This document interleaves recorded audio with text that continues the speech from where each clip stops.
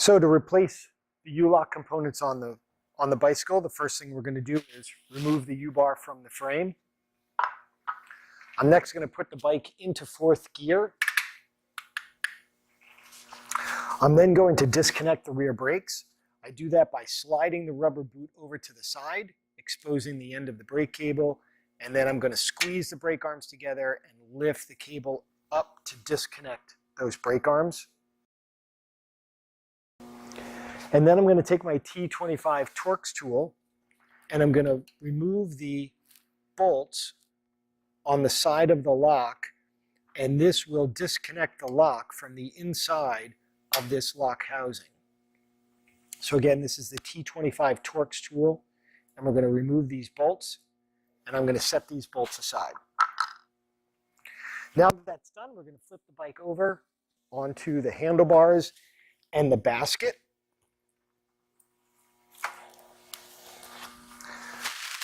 Now that the bike is upside down, resting on the handlebars and the basket, we're now going to take our 15mm wrench and we're going to loosen the axle nuts on both sides of the rear wheel.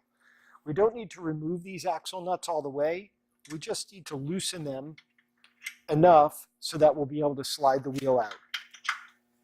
So again, I'm loosening these axle nuts on both sides of the wheel with the 15mm wrench.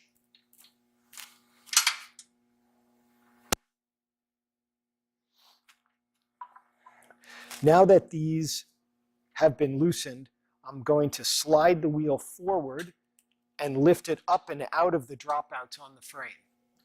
So I've left the chain and the shifter cable connected, but I've lifted the wheel out of the dropouts. I'm now going to take my 15mm wrench and I'm going to slide it into the frame just above the lock, and that's going to allow me a place to rest the rear wheel without having to disconnect the chain and the shifter cable.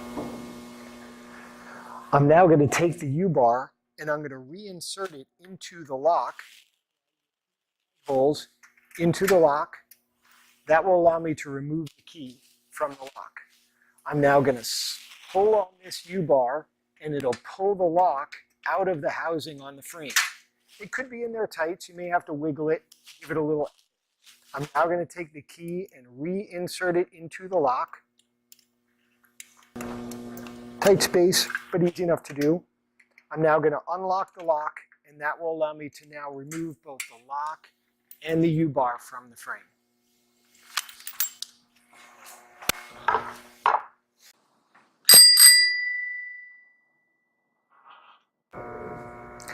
To replace the lock internals, we're going to start with the original lock and key, the U-bar, the new key cylinder with the new thicker key. We also have printed instructions provided with your kit, but I'm going to step through the process for you here. We start by taking the original lock and using the U-bar, the opposite end of the U-bar, we're going to slide it into each side of the lock, which will allow us to now remove the key without having the U-bar inserted. I'm going to slide the internal pieces out of the lock and keep them all together. I'm going to now separate all the parts out, and I'm flipping them over as I do it so I know that the order that they're going to go back in. So I've removed those parts, including the top cap from the lock. I'm going to hold down these pins at both sides. I'm going to flip it over and remove the original key cylinder. I'm going to set that aside. I'm now going to take my new key cylinder, and with the side that has the slot, not the part where you put the key in, but with the slot, I'm going to drop it into the lock housing. Now I'm going to put the top cap back on, and I'm now going to start putting the pieces back on. Again, flipping them over as I put them back on so they go back on the same way that they came off. I'm going to, because there are springs behind these pins at the end, I have to hold these pieces down in place while I insert these springs into place.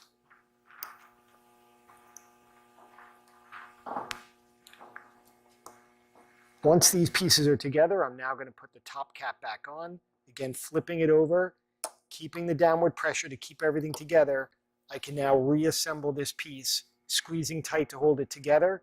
I'm now going to reinsert it back into the housing. I'm going to line up the keyhole in the center here with the keyhole in the bottom. And I'm going to slide it right into this housing until everything is lined up.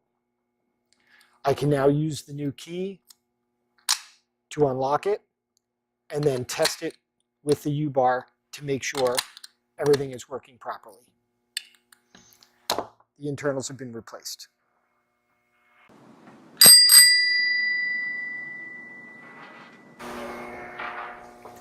Now that we've replaced the internal lock components on the lock, we're going to reattach it to the frame. I'm going to start by positioning the lock in between the housing and the plate with the guide holes. And I'm going to insert the U-bar into the lock, which will unlock it and allow me to remove the key. Once I do that, I can now slide the U-bar, I can push on the U-bar and push the lock back into the housing on the frame.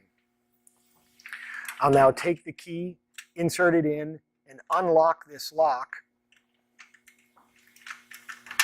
so that I can remove the U-bar.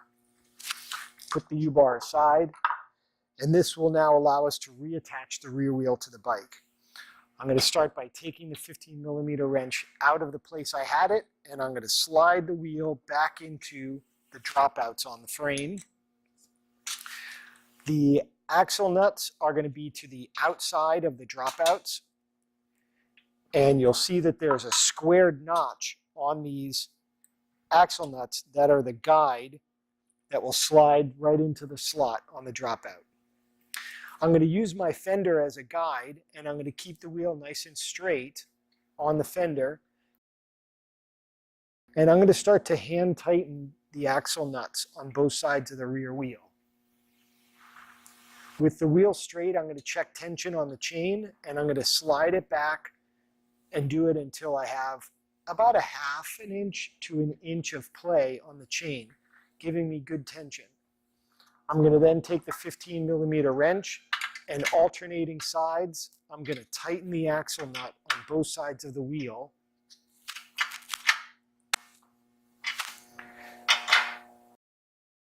Until our axle nuts are fully tightened and the wheel is secured. Now that the rear wheel has been reattached, we can flip the bike back over onto the kickstand.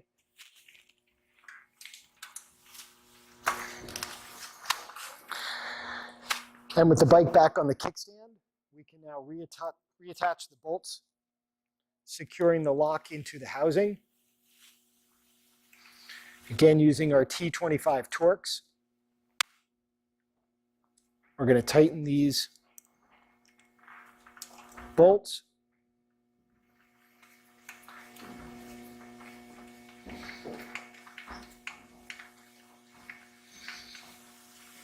And we're going to go back and check each one to make sure that they are on there nice and tight. Next, I'm going to reattach the rear brake. I'm going to squeeze the brake arms together, and I'm going to drop the end of the brake cable into the swing arm on the top of this brake arm, and then slide the boot over to cover the exposed part of the cable. I can then take my U-bar and put it on the back of the frame.